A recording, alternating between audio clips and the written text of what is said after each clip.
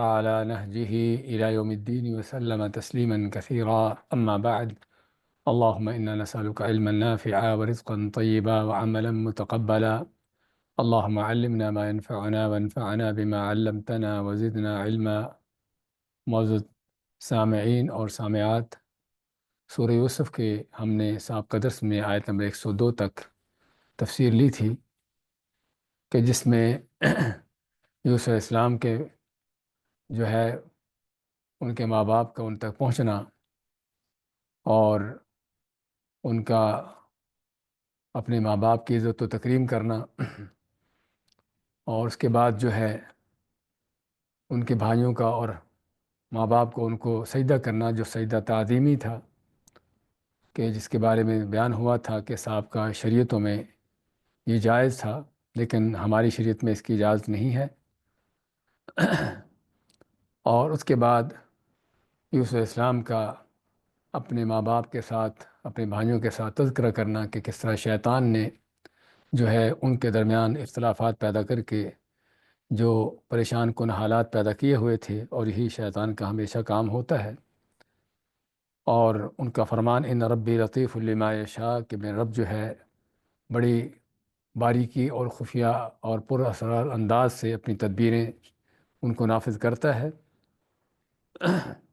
اور پھر اللہ تعالیٰ سے مخاطب ہوتے ہیں، اللہ تعالیٰ کی نعمتوں کا شکر ادا کرتے ہوئے کہ جو اللہ تعالیٰ نے ان کو حکومت اور ان کو علم کی نعمت سے نوازا، اور یہ کہ میرا اگر کوئی دنیا میں کارساز ہے تو صرف اللہ کی ذات ہے۔ اور اللہ تعالیٰ سے جو ہے وہ اسلام کی حالت میں فوت ہونا اور صالحین سے ملنے کی اللہ سے دعا کرتے ہیں، جس میں اس بات کا بیان تھا کہ اللہ کے نیک بندے جو ہے وہ دنیا کی جتنی بھی ان کو اونچے مقام مرتبے کیوں نہ مل جائیں، ان کی نظریں ہمیشہ اس آخرت پر ہوتی ہیں کہ جو انسان کا ہمیشہ ہمیش کی جگہ ہے اور اصل اس کا مقام اور اس کا ٹھکانہ ہے۔ اس کے بعد آخری آیت میں ہم نے پڑھا تھا 102 میں کہ اللہ تعالیٰ کا فرمان کہ یہ غیب کی خبریں ہیں کہ جو اللہ تعالیٰ نے آپ صلی اللہ علیہ وسلم کو وحی کے ذریعے بتائیں، جن کا آپ کو علم نہیں تھا، اور یہ بھی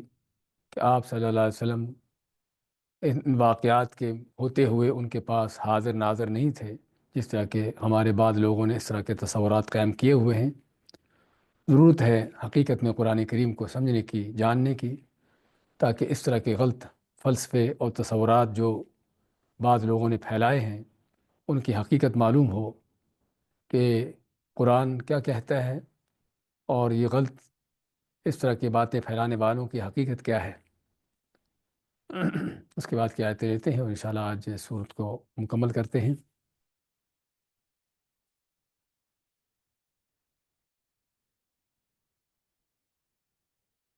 وما يؤمن أكثرهم بالله إلا وهم مشركون أفأمنوا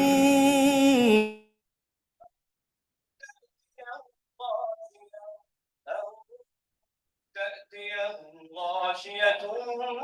من عذاب الله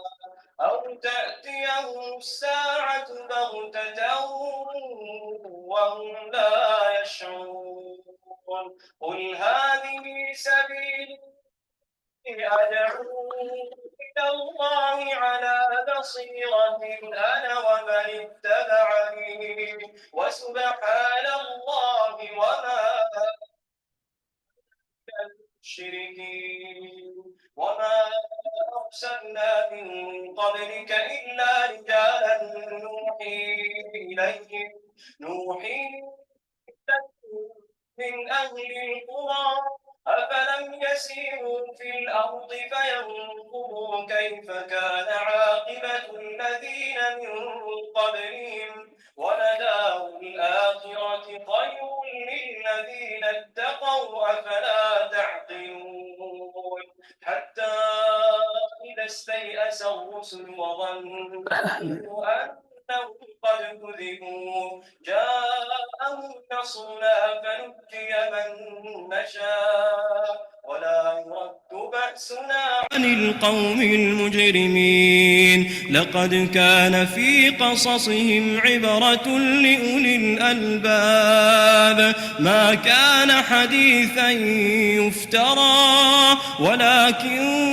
تصديق الذي بين يديه وتفصيل كل شيء وهدى ورحمة لقوم يؤمنون.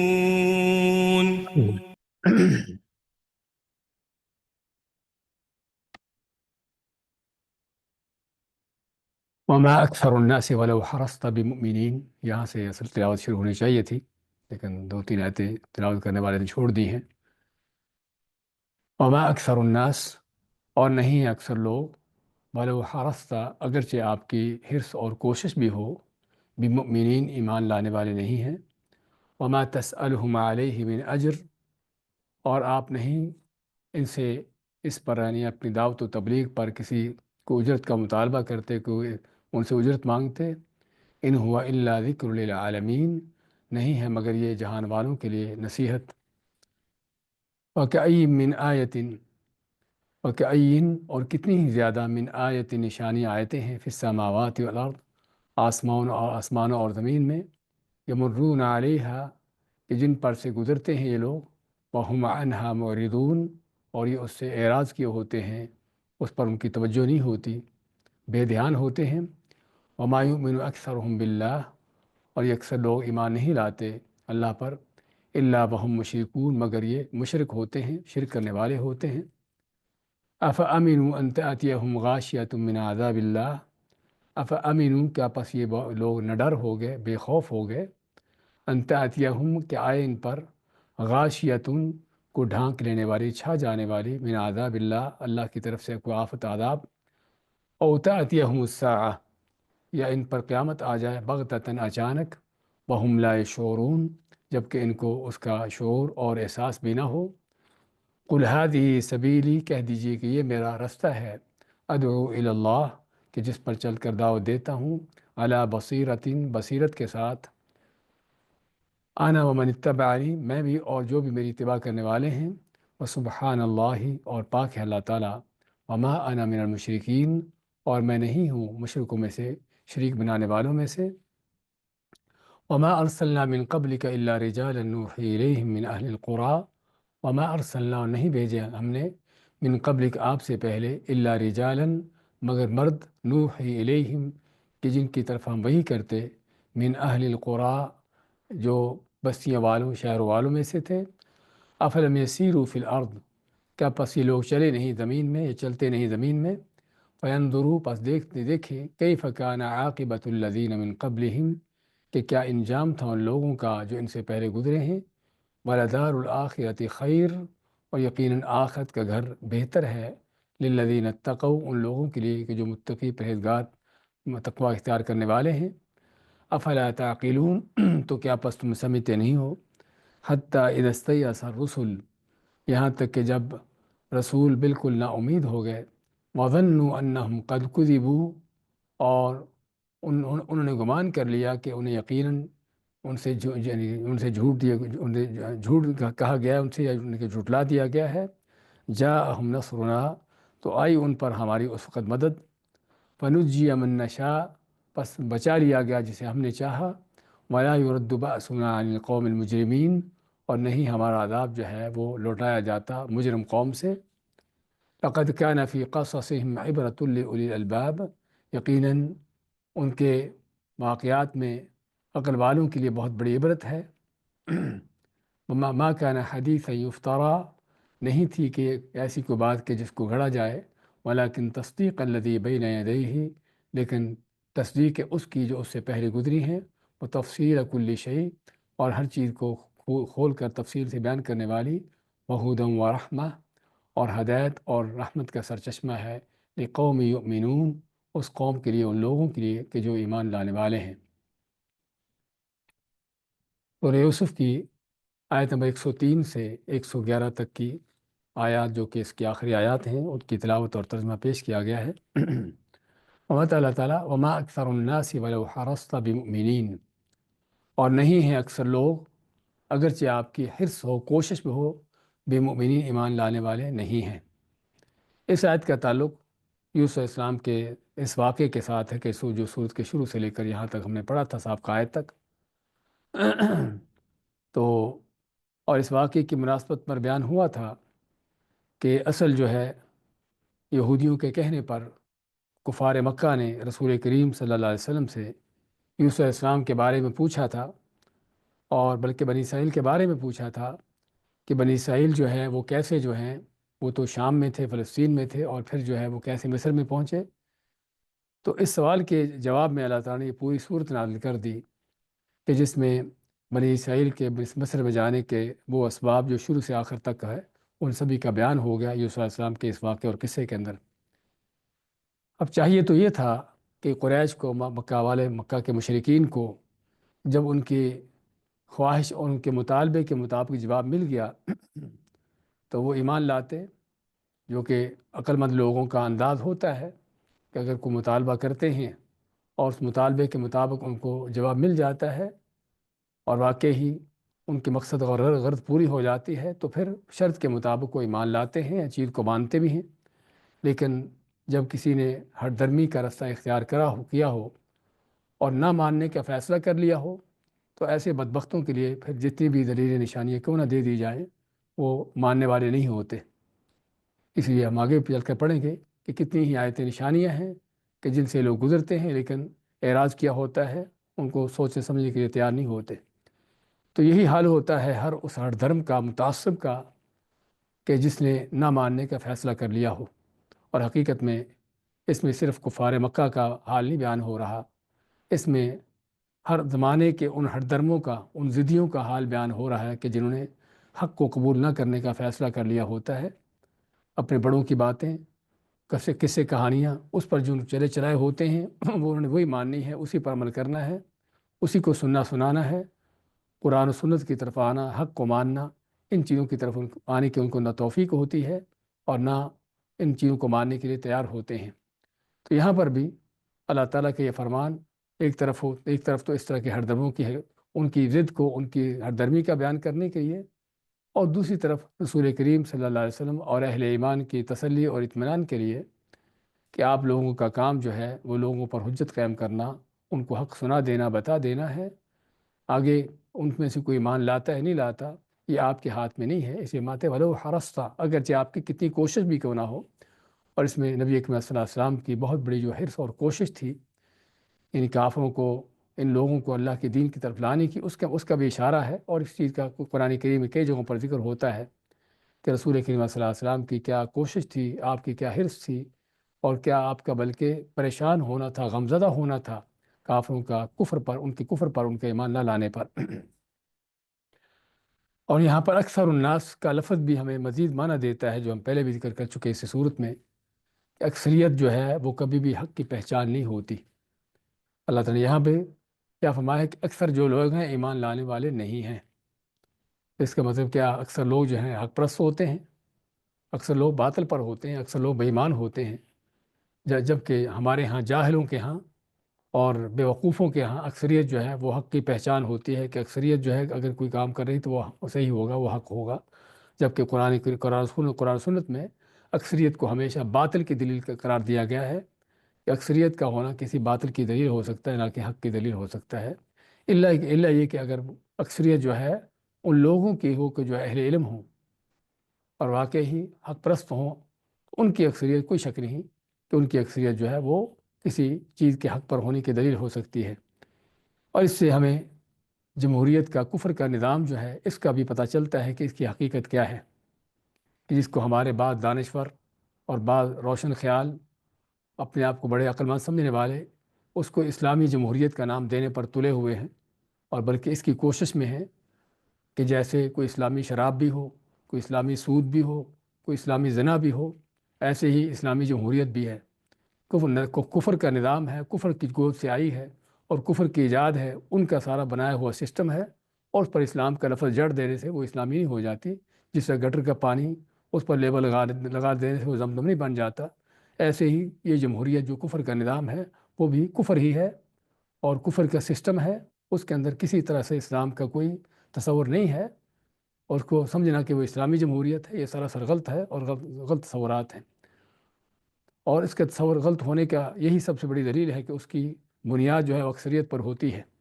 وہ اکثریت جاہلوں کی ہو، وہ مشرکوں کی ہو، وہ بے ایمانوں بدماشوں کی ہو، ہاں وہ اکثریت پر ہوتا ہے ان کا دار و مدار،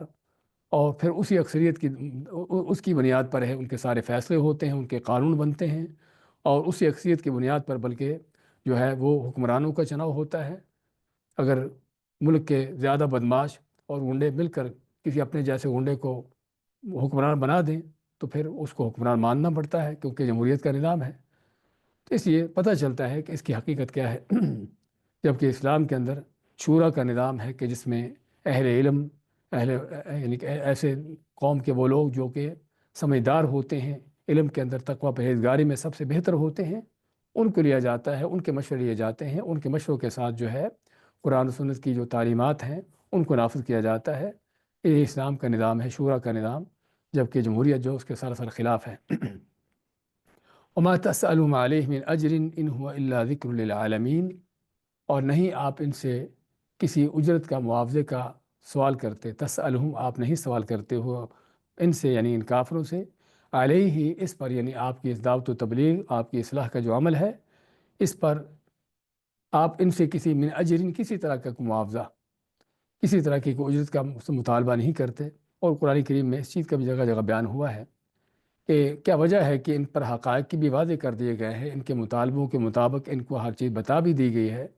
تب بھی ایمان نہیں لاتے۔ اور مزید یہ بھی کہ آپ ان سے کسی اجرت معاوضے کا مطالبہ بھی نہیں کرتے۔ اب بعض اوقات ہوتا ہے کوئی کرائے کا مولوی رکھا ہوا ہے، وہ کسی چودھری کے کہنے پر اس نے کوئی بات بتا دی، اب چودھری صاحب نہ مانے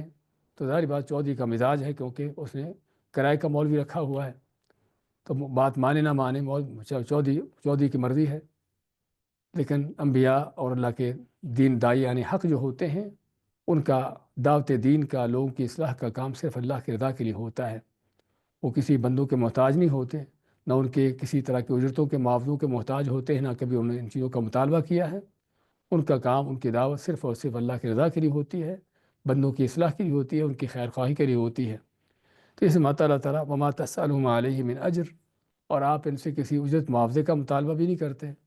تو پھر بھی آپ کی بات نہ مانے تو چلو ان کا حق بنتا ہے اگر آپ ان سے مطالبہ کرتے ہو، جبکہ ایسی بات بھی نہیں ہے۔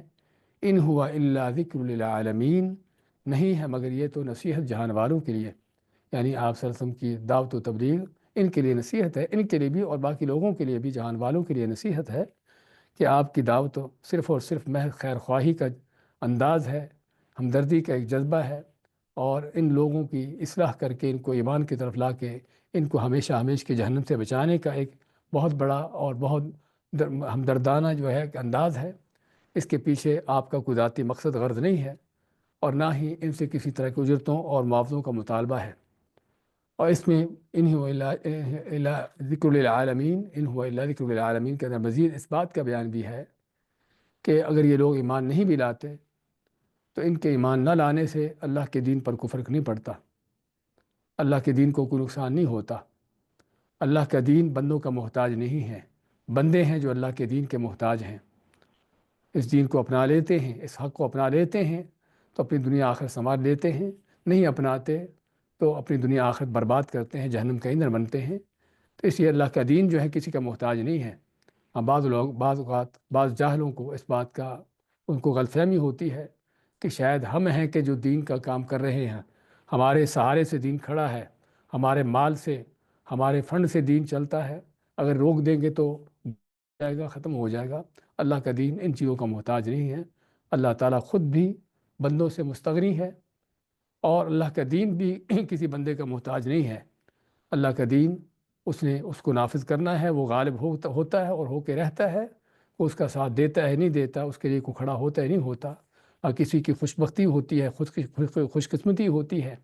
کہ وہ اللہ تعالیٰ اس کو اس دین کے لیے چن لے، اس دین کی خدمت کے لیے، اس کے کام کے لیے، اور کسی کی بدبختی ہوتی ہے کہ جو اس سے دور ہٹ جائے اور جس کو اس کی توفیق نہ ملے۔ تو اس لیے اگر کسی کو توفیق ملی ہے تو اللہ کا شکر ادا کرے کہ اللہ نے اس کو اپنے دین کے لیے کوئی کام کرنے کی، خدمت کرنے کی، دین حق کے لیے، قرآن سنت کے لیے کوئی کام کرنے کی توفیق دی ہے، اور اگر کسی کو توفیق نہیں ملی وہ اپنے گریبان میں جھانکے کہ اس کی کیا بدبختی ہے کہ جس کو اللہ نے اس سے محروم کیا ہے، ورنہ اللہ کا دین جو ہے وہ بندوں کا محتاج نہیں ہے۔ اگر یہ قریش کے لوگ یا آپ کے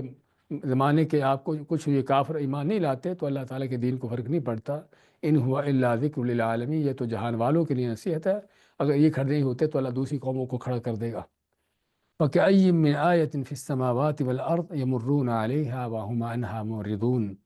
وَكَأَيٍّ کا معنی کتنی ہی زیادہ، من آیتن نشانیاں، اور آیتیں سے بعض نشانیاں معجزات بھی ہیں۔ آیتوں سے مراد یعنی اللہ تعالیٰ کی قدرتوں کی عظمتوں کی نشانیاں کائنات کے اندر پھیلی ہوئی بھی ہیں۔ ان آیات سے مراد وہ شرعی آیات بھی ہیں کہ جو اللہ تعالیٰ قرآن میں نازل کرتا ہے، اپنی کتابوں میں نازل فرماتا ہے۔ لیکن یہاں پر من آیت فی السماوات والارض ہے، تو اس میں ظاہری بات ہے وہ آیتیں ہیں، وہ نشانیاں ہیں کہ جن کو کونی نشانیاں کہا جاتا ہے، کائناتی نشانیاں کہا جاتا ہے، کہ جو اللہ تعالیٰ نے آسمان و زمین کے اندر جگہ جگہ پر، بلکہ ایک ایک ذرے کے اندر رکھی ہے، کہ کائنات کا ایک ایک ذرہ جو ہے اللہ کے وجود کی دلیلیں ہیں، اللہ کی وحدانیت کی دلیلیں ہیں، اللہ کی قدرتوں کی عظمتوں کی، اللہ کے مکمل اختیارات اور اس کی وسیع ملکیتوں کی دلیلیں ہیں۔ تو اللہ تعالیٰ نے اس کائنات کے اندر طرح طرح کی نشانیاں رکھی ہیں لوگوں کے لیے، کہ اگر کسی کو وحی کی تعلیمات نہ بھی ملیں، کسی تک وحی کی تعلیمات نہ بھی پہنچیں، تو اس کے لیے اللہ تعالیٰ کی اس کائنات کے اندر، ان مخلوقات کے اندر غور و فکر کرنا ہی اس کو اللہ کی طرف رہنمائی کرنے کے لیے کافی ہے۔ وہ کسی بدو دیہاتی کا کہنا ہے کہ السماء ذات ابراج والارض ذات فجاج والبحار ذات امواج، کہ آسمان جو ستاروں سے بھرا ہے، زمین جس میں وادیاں پہاڑ دریا ہیں، اور سمندر جس کی موجیں ٹھاٹھے مار رہی ہیں، کیا یہ ساری چیزیں ایک اللہ کی وحدانیت کی دلیلیں نہیں ہیں؟ تو اس آدمی نے، صحرا میں رہنے والے اس بدو نے، صرف ان چیزوں کو دیکھ کر ہی اللہ تعالیٰ کی پہچان کر لی کہ ان چیزوں کو لازمن کو بنانے والا ہے، ان کو چلانے والا ہے، اور وہ ایک ہی ہے، کیونکہ اگر ایک سے زیادہ ہوتے تو کائنات کے نظام اس انداز سے نہ چلتے۔ تو اللہ تعالیٰ ان کے کافروں کے اوپر ملامت کرتا اور فرماتا ہے کہ کتنی ہی نشانیاں ان کے سامنے ہوتی ہیں آسمان و زمین کی، یمرون علیہا، جن کے پاس سے گزرتے ہیں، یعنی ان کے سامنے ہوتی ہیں، دیکھنے میں نظر آتی ہیں، اور بلکہ ان کے ساتھ، ان چیزوں کے ساتھ ان کا واسطہ بھی رہتا ہے، صرف دیکھتے ہی نہیں ہیں بلکہ ان چیزوں کے ساتھ ان کا واسطہ بھی رہتا ہے، زمین کے اوپر چلتے پھرتے ہیں، آسمان کے نیچے رہتے بستے ہیں۔ اور یہ طرح طرح کی نشانیاں آسمان و زمین کے اندر، کہ جن چیزوں کے ساتھ ان کا واسطہ بھی رہتا ہے، لیکن پھر بھی وَهُمْ عَنْهَا مُعْرِضُونَ، لیکن پھر بھی وہ ان سے اعراض کیے ہوتے ہیں، کبھی اس پر توجہ نہیں دیتے، غور و فکر نہیں کرتے کہ اس چیز کے اندر اللہ تعالیٰ کی کیا عظمت کی دلیل ہے۔ اتنا بڑا آسمان بغیر کسی سہارے ستون کے کھڑا ہے، کس نے بنایا ہے، کس نے کھڑا کیا ہے اس کو؟ یہ آسمان کس قدر چاند ستاروں اور ان چیزوں سے بھرا ہوا ہے، سورج اور اس طرح کی چیزیں، اور بلکہ کیا کیا گلیکسیز، جس کی آج کی سائنس جہاں تک پہنچ رہی ہے اور جن کو دیکھ رہی ہے، اس وسیع کائنات کے اندر اللہ نے کیا کچھ پیدا کر دیا، بنا دیا ہے۔ وہ بنانے والا کون ہے، اس اتنے بڑے نظام کو چلانے والا کون ہے، اور اس کی تدبیر اس منظم انداز سے کہ جس میں بغیر کسی طرح کا ٹکراؤ ہو، کسی طرح کا کوئی تصادم ہو، اس کے بغیر یہ سارا کچھ چل رہا ہے، کس بات کی دلیلیں ہیں؟ اگر پھر بھی کسی ملحد کو، کسی بے ایمان کو یہ ساری چیزیں دیکھ کر بھی اللہ تعالیٰ پر ایمان اس کا نہ قائم ہو، تو پھر اس کی عقل کی خرابی ہے، ورنہ تو کائنات کا ذرہ ذرہ اللہ تعالیٰ کے وحدانیت، اللہ کے وجود، ان چیزوں پر بڑی دلیلیں موجود ہیں۔ تو اس میں حقیقت میں ان لوگوں کی مذمت کرنے کے ساتھ ساتھ جو ہے اہل ایمان کو ان کو توجہ دلائی گئی ہے کہ عقل مند آدمی کو چاہیے کہ اللہ تعالیٰ کی ان مخلوقات پر غور و فکر کرے، اور قرآن کریم میں 10 آیات میں اللہ تعالیٰ نے اس چیز کی طرف توجہ دلائی ہے۔ ان فی خلق السماوات والارض واختلاف اللیل والنہار لآیات لأولی الالباب، کہ بے شک ان فی خلق السماوات والارض، آسمان زمین کے پیدا ہونے میں، واختلاف اللیل والنہار، اور رات اور دن کے اختلاف، ان کا آنا اور جانا، ان کا کم زیادہ ہونا، اور ان کے اندر مختلف طرح کے جو معاملات بدلتے رہتے ہیں، یہ ساری چیزیں، تبدیلیاں جو ہیں، کس بات کی دلیلیں ہیں؟ اس میں لآیات، بہت بڑی نشانیاں ہیں، لأولی الالباب، عقل والوں کے لیے۔ اسی لیے انسان کا فرض بنتا ہے کہ اللہ تعالیٰ کی ان مخلوقات پر غور و فکر کرے۔ سورۃ ذاریات میں اللہ تعالیٰ نے اسی طرح توجہ دلاتے فرمایا ہے وفی الارض آیات للموقنین، اور زمین میں اللہ پر یقین رکھنے والوں کے لیے بہت بڑی نشانیاں ہیں۔ اور نہ کہ صرف زمین میں، فرمایا وفی انفسکم، اور بلکہ تمہارے اپنے آپ کے اندر، تمہارے اپنے جسم میں اور تمہاری اپنی باڈی کے اندر اللہ تعالیٰ کی نشانیوں کے کیا وہ لاکھوں بلکہ ملینوں انداز ہیں کہ جس تک انسان ابھی تک ان کی حقیقتوں تک نہیں پہنچ سکا۔ افلا تبصرون، کیا پھر بھی تم دیکھتے نہیں ہو؟ کس عظیم ہستی کو چھوڑ کر اوروں کی پوجا کرتے ہو، ان کے سامنے جھکتے ہو، ان سے امیدیں لگاتے ہو، یا اس ہستی کا ویسے انکار کرتے ہو؟ طرح طرح کے لوگوں کے جو اللہ سے کفر کرنے کے انداز ہیں۔ تو اللہ فرماتا ہے کہ یعنی کیا آسمان و زمین کی بہت سی کتنی ہی نشانیاں ہیں کہ جن کے پاس سے لوگ گزرتے ہیں لیکن ان سے اعراض کیے ہوئے ہیں۔ اعراض کرنے کا معنی کہ اس پر توجہ نہیں دیتے۔ ہاں توجہ دیتے ہیں سائنسدان اور بڑے بڑے فلکیات کے ماہرین اور یہ سارے ارضیات کے ماہرین، سمندروں کی تہوں تک پہنچنے والے، بڑی اس پر توجہ دی ہے ان کے، اور بڑی ان کی گہری نظریں ہیں اور بڑی ان کی گہری ریسرچ ہے۔ لیکن وہ ریسرچ جو صرف ایک جانور کی ریسرچ ہوتی ہے کہ جس کا سارا اس کی دوڑ ہرے چارے تک ہوتی ہے، ایسے ہی آج کے انسان کی اس کا علم، اس کی سائنس، اس کی ترقیاں، اس کی جو بھی سوچے فکریں ہیں، وہ صرف اپنے پیٹ کی حد تک، اپنے جسم کی حد تک، اس دنیا کی معمولی چیزوں کی حد تک یہیں تک پہنچا ہے۔ اس نے کیا کیا ایجادات کر لی ہیں، کن کن حقیقتوں کا انکشاف کیا ہے، اور کیا کیا سائنسی اس کی جو ہے ٹیکنالوجی اس نے ایجاد کر لی ہے، لیکن یہ ساری چیزوں کا تعلق کس سے ہے؟ وہ صرف اور صرف اس کی اس دنیا کے ساتھ، اس دنیا سے تھوڑا سا آگے، بلکہ اور تو اور اس دنیا کے اندر ہی ان چیزوں کو بنانے والے کے حوالے سے کبھی سوچا ہوتا کہ اتنی بڑی کائنات ہے اور اس باریکی کے ساتھ اس کے معاملات ہیں، اس کو بنانے والا کون ہے؟ ہاں اگر کوئی کمیونسٹ ملحد ہے تو وہ بے ایمان، اپنی اس پوری ساری اس ٹیکنالوجی کے باوجود، ساری ان ترقیوں کے باوجود پھر بھی ملحد کا ملحد ہے، پھر بھی بے ایمان ہے۔ اس کو پھر بھی اپنے رب کی پہچان نہیں ہوئی کہ اتنی بڑی کائنات کو بنانے والا کوئی خالق رب بھی ہوگا۔ اگر کوئی مشرک ہے، کوئی ہندو ہے، تو پھر بھی گائے کے سامنے جھکا ہوا ہے، چاہے وہ چاند پر پہنچنے کے دعوے کر رہا ہے، یہ جو بھی اس کی ٹیکنالوجی یہاں تک بھی پہنچ گیا ہے۔ لیکن آج کے علم نے، آج کی سائنس نے، آج کے جو نظام تعلیم ہے، اس نے اس کو یہی سکھایا ہے، بس تیری گائے ہی تیرا رب ہے، اسی کے سامنے تو نے جھک رہا ہے، چاہے تو چاند تک بھی پہنچ جائے تب بھی وہ مشرک کا مشرک ہی ہے۔ اور کوئی کرسچن ہے کہ جس کے ہاں 1+1=3 برابر 1، 3 کے بجائے برابر 1 ہوتا ہے، آج تک وہ یہ بے وقوفوں کو جو فلسفہ سمجھ نہیں آیا، آج تک وہ اسی فلسفے پر چل رہا ہے، تو چاہے وہ کتنا بڑا سائنسدان کیوں نہ بن گیا ہو۔ کہنے کا مقصد یہ ہے، آج کے نظام تعلیم، کفر کے نظام تعلیم بنائے ہوئے، کہ جس سے انسان کو جتنی بھی گہرائی تک جا پہنچے، جتنی بھی اونچائی تک جا پہنچے، اس میں اس کو سوائے کفر کے الحاد کے اور کچھ حاصل نہیں ہوتا، اور تو اور اپنے رب کا بھی پتہ نہیں چلتا کہ رب کون ہے، اس کا حق کیا ہے، اس کی توحید کا حق کیا میرے اوپر۔ تو اس لیے ان کی ساری جو سوچے فکریں ہیں، ساری کی ساری ان کی جو نگاہیں ہیں، وہ صرف اور صرف جو ہے وہ دنیا کی مادی ان ذرائع پر ہے۔ ہاں وہ ابلتے ہوئے پانی سے یہ تو دیکھ لیا کہ ہنڈیا کا اگر ڈھکن اوپر اٹھتا ہے تو بھاپ جو ہے اس کے اندر قوت طاقت ہے، اس سے کوئی کام لینا چاہیے، اور واقعی کام لیا جا رہا ہے۔ اور بھی بجلی ہے، گیس ہے، لیزر ہے، ایٹم ہے، ہر چیز ہے، اور توانائیوں سے ان چیز فائدہ اٹھائے جا رہے ہیں۔ لیکن اس کے آگے کیا ہے؟ اس کو بنانے والا کون ہے؟ اچھا اس زندگی کے بعد کو اور بھی آگے کوئی اور بھی معاملہ ہے کوئی؟ ہم دنیا میں آئے کیوں ہیں؟ اس آنے کے بعد ہمارا آگے انجام کیا ہے؟ کبھی ان بے ایمانوں کو ان چیزوں کی طرف نظر جانے کی، اس طرح سوچ آنے کی فکر نہیں ہوتی۔ اور یہی سب سے بڑا فرق ہے کسی انسان اور حیوان کے اندر، کہ اگر انسان کو عقل مند ہے تو انسان اپنی اس عقل سے سوچتا ہے کہ میں کیوں ہوں اس دنیا کے اندر، یہ دنیا کی ساری نعمتیں کس نے پیدا کی ہے، کس کے لیے پیدا کی ہیں، اس کا مقصد کیا ہے، اور اگر میرے لیے ہیں تو میرے اوپر میں اس پیدا کرنے والے کا حق کیا ہے۔ وہ انسان ان چیزوں کو سوچتا ہے، لیکن حیوان جو ہے اس کا حق، اس کا حق جیسا بتایا کہ صرف ہرے چارے تک ہوتا ہے کہ اس کو کس طرح حاصل کرنا ہے۔ تو اس لیے ضرورت ہے انسان کو اپنے اس نظام تعلیم پر اس کا نظر ثانی کرنے کی، کہ جو اس کو اللہ سے، اپنے رب سے اور باغی کرتا ہے اور دور ہٹاتا ہے، اس کو حقائق سے اور اس کے سامنے چھپاتا ہے، نہ کہ ظاہر کرتا ہے۔ اگر کوئی حقیقت ظاہر ہوتی ہے تو صرف اور صرف اس کی مادی دنیا کی حد تک، اس سے آگے کچھ نہیں۔ تو اللہ تعالیٰ نے اسی بات کی طرف توجہ دلاتے ہوئے ان کافروں کی مذمت کی، وَكَأَيٍّ مِّنْ آیَةٍ فِي السَّمَاوَاتِ وَالْأَرْضِ، اور کتنی ہی نشانیاں ہیں، کتنی ہی آیتیں ہیں، کتنی ہی دلائل ہیں فی السماوات والارض، زمین و آسمان میں، یمرون علیہا کہ جن کے پاس ہے، جن کو دیکھتے ہوئے جن گزرتے ہیں، وہم عنہا معرضون لیکن پھر بھی اس سے اعراض کیے ہوتے ہیں، اس سے منہ پھیرے ہوتے ہیں، اس پر ان کی توجہ نہیں ہوتی، اس پر ان کو سوچ فکر نہیں ہوتی کہ یہ کیوں ہے اور کیسے ہے اور کس کے لیے ہے اور کس نے پیدا کیا ہے۔ اس لیے ما یؤمن اکثرهم باللہ الا وهم مشرکون، اور اکثر وہ لوگ جو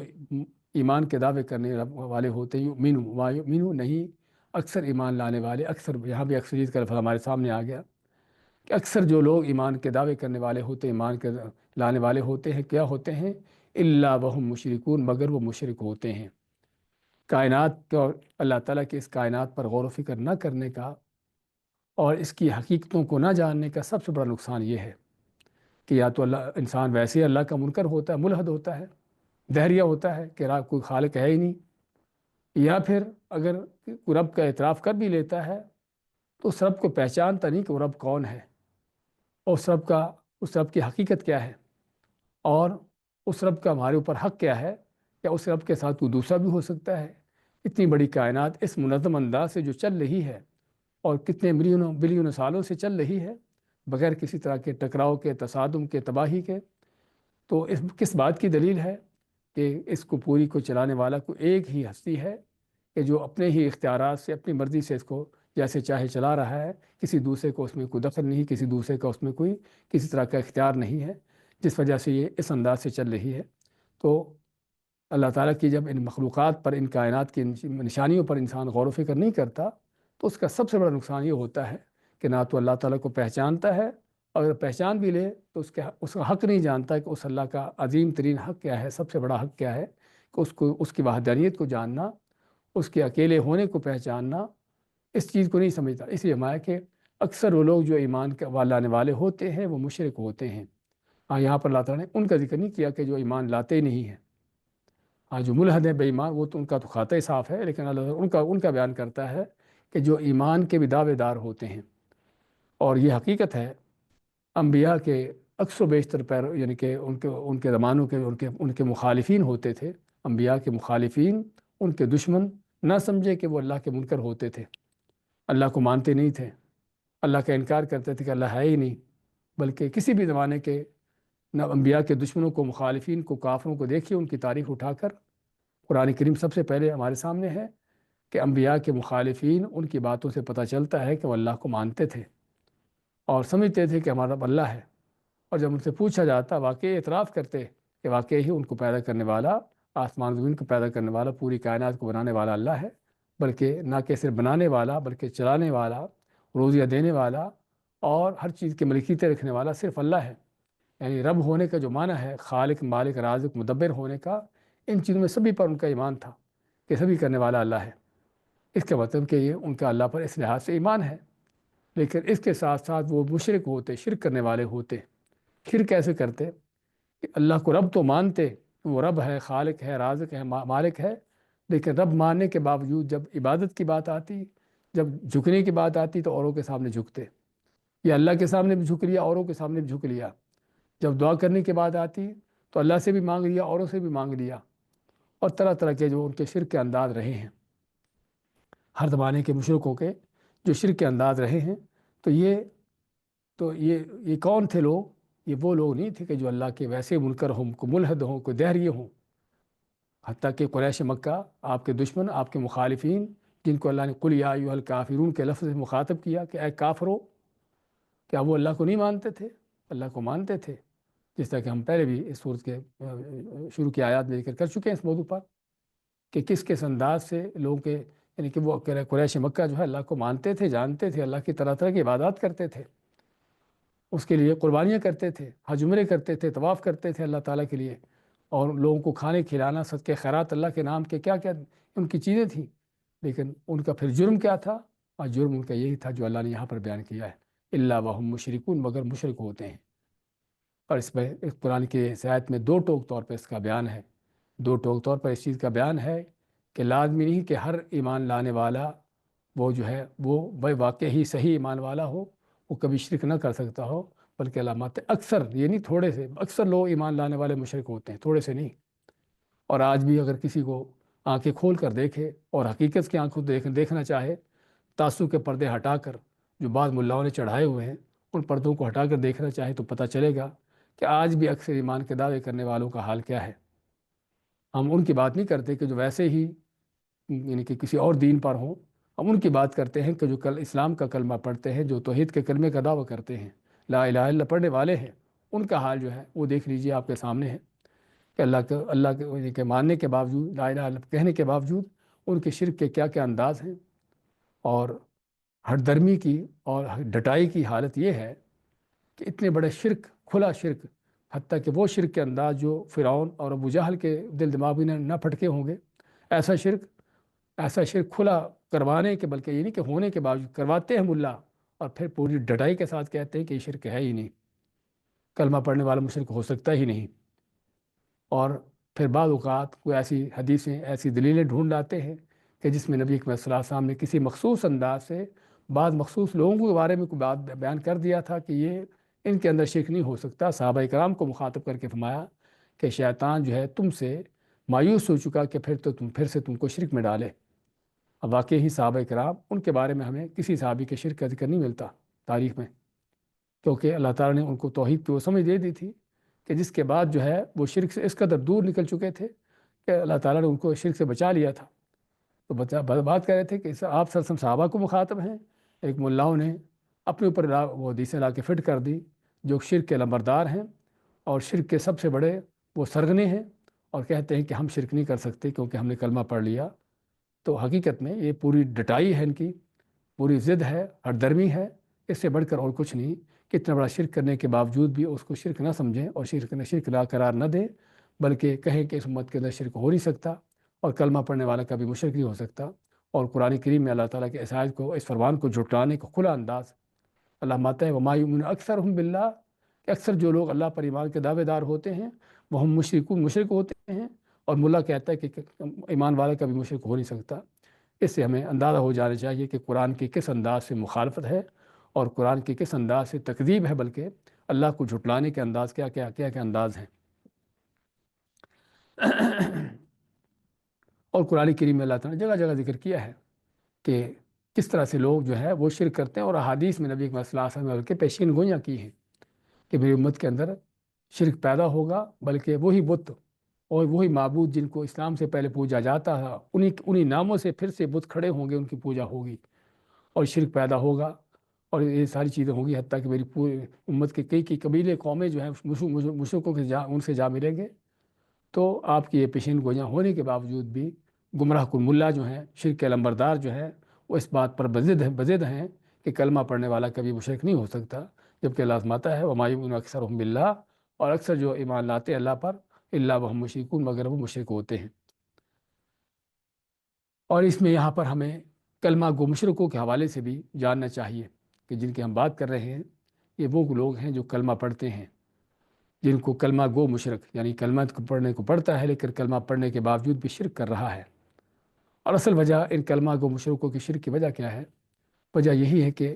یا تو اگر عام جاہل لوگ ہیں تو انہوں نے کلمے کو سمجھا ہی نہیں کہ کلمے کا معنی کیا ہے، کہ ہم لا الہ الا اللہ جب کہتے ہیں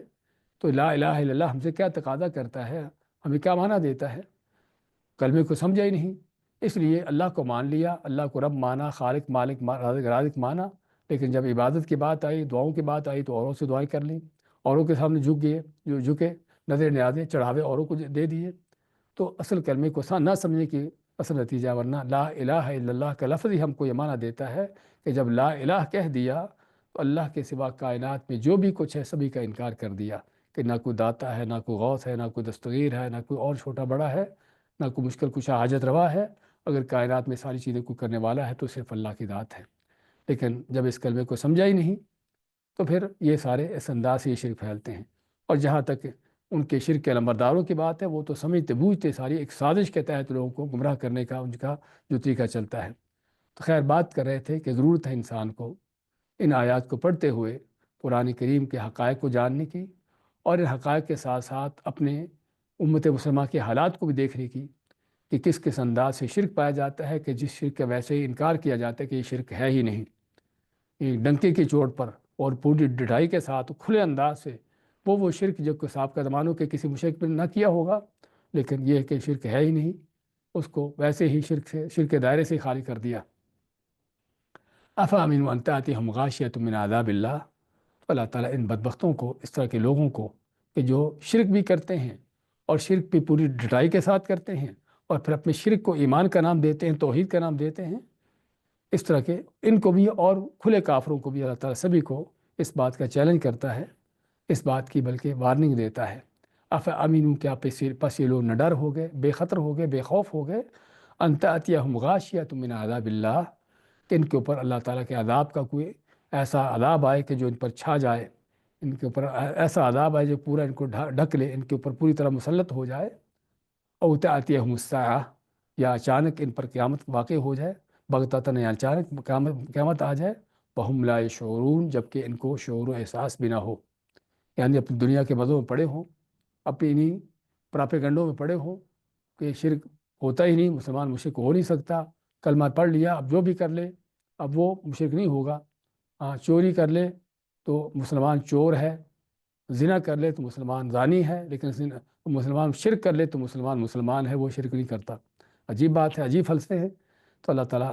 ان لوگوں کو وارننگ دیتے ہوئے فرماتا ہے کہ اللہ تعالیٰ کے عذاب سے اتنے نڈر اور بے خطر ہو گئے ہیں کہ اللہ تعالیٰ کے ان کے اوپر عذاب اس انداز سے چھا جائے کہ پوری طرح کو ڈھانک لے، اپنے اس انداز سے چھا جائے کہ پوری طرح پر مسلط ہو جائے، اور غاشیہ یغشا کے معنی کسی چیز کا گھیر لینا، پوری طرح ڈھانک لینا، پوری طرح چھا جانا، اور اس میں ایک طرح کا اس عذاب کے یعنی کہ اس کی شدت کا بیان ہے کہ یہ نہیں کہ کوئی ایک طرف سے عذاب آئے دوسری طرف سے نہ ہو، بلکہ اس انداز سے عذاب آئے کہ پوری طرح ان کو گھیرے میں لے لے، پوری طرح کے اوپر چھا جائے، پھر کہاں بھاگ کر جائیں گے، کیسے اپنے آپ کو بچائیں گے۔ او تأتیہم الساعۃ بغتہ، یا اچانک ان پر قیامت قائم ہو جائے، وہم لا یشعرون، اور ان کو پتہ احساس بھی نہ ہو، اور قیامت قائم ہوگی تو پھر کیا ہوگا؟ پھر جو ہے آگے حساب کتاب ہے، آگے جزا سزا ہے، آگے جہنم چنگاڑ رہی ہے، داڑ رہی ہے، پھر وہ ہے۔ تو اللہ تعالیٰ کی طرف سے بہت بڑی وارننگ ہے حقیقت میں کہ لوگوں کو چاہیے کہ جو زندگی کی فرصت ملی ہے ان غفلتوں سے نکلیں، ان جہالتوں سے نکلیں، ان شرک و خرافات سے اور گمراہیوں سے نکل کر اللہ کے دین کی طرف پلٹیں، اس سے پہلے کہ کوئی عذاب آ جائے یا قیامت قائم ہو جائے اور پھر یہ فرصت ختم ہو جائے اور آگے عذاب اور آگے اس کی سزا شروع ہو جائے۔ قل هذه سبیلی ادعو الی اللہ علی بصیرۃ انا ومن اتبعنی، شروع سے لے کر اس صورت کے اندر جو اللہ تعالیٰ نے عظیم دروس و اسباق ذکر کیے ہیں، چاہے وہ یوسف علیہ السلام کے واقعات کے انداز سے ہوں یا ان واقعات سے حاصل ہونے والے کہ جو مختلف طرح کے اسباق ہیں، دروس ہیں، عبرتیں ہیں، ان کا بیان ہو، اور یوسف علیہ السلام کی زبان سے جو توحید کی دعوت ہے اور اصلاح کی دعوت ہے، اور بلکہ اپنے اخلاق و کردار کا عظیم وہ مثال، اپنے آپ کو مثال ان پیش کرنا ہے۔ حقیقت میں یہ ساری وہ چیزیں ہیں کہ جو ایک مسلمان کے لیے مشعل راہ ہیں۔ تو فرماتا ہے اسی اللہ تعالیٰ قل ھذہ سبیلی، وہ کہہ دیے کہ یہ ہے میرا رستہ، توحید کا رستہ، ایمان کا رستہ، شرک سے برات کا رستہ، مشرکوں سے دور رہنے کا رستہ، کہ جو یوسف علیہ السلام کا منہج تھا، ان کے آباء و اجداد یعقوب، اسحاق، ابراہیم، اللہ کے خلیل، ان کا جو منہج طریقہ تھا، تو یہی میرا طریقہ ہے۔ قل ھذہ سبیلی، یہی میرا بھی رستہ ہے، جو رسول اکرم صلی اللہ علیہ وسلم فرماتے ہیں قل، کہہ دیے آپ کہ یہ میرا رستہ ہے، ادعو الی اللہ، کہ جس پر چل کر میں دعوت دیتا ہوں اللہ کی طرف، علی بصیرت، پوری بصیرت کے ساتھ، پوری جو ہے دلیل اور پوری جو ہے سمجھ سوچ کے ساتھ، پورے یقین و وثوق کے ساتھ، انا ومن اتبعنی، میں بھی اور جو بھی میری اتباع کرنے والے ہیں، وسبحان اللہ، اور پاک ہے اللہ تعالیٰ، اللہ کو پاک کرتا ہوں، اللہ کو مبرہ قرار دیتا ہوں ہر نقص کمزوری سے جو اللہ کی ذات کے لائق نہ ہو، وما انا من المشرکین، اور نہیں ہوں میں مشرکوں میں سے۔ یہ حقیقت میں دعوت اللہ کی بہت جامع ترین آیت ہے کہ جس میں اللہ تعالیٰ نے دعوت کے بڑے بڑے اصول اور بڑے بڑے رول بیان کیے ہیں۔ ان بڑے بڑے رولوں اور اصولوں میں سے کیا ہے؟ سب سے پہلے تو قل ھذہ سبیلی، کہ یہ ہے میرا رستہ، کہ دعوت کا رستہ بھی وہی ہونا چاہیے جو نبی کریم صلی اللہ علیہ وسلم کا ہے۔ جس طرح ہم نماز پڑھتے ہوئے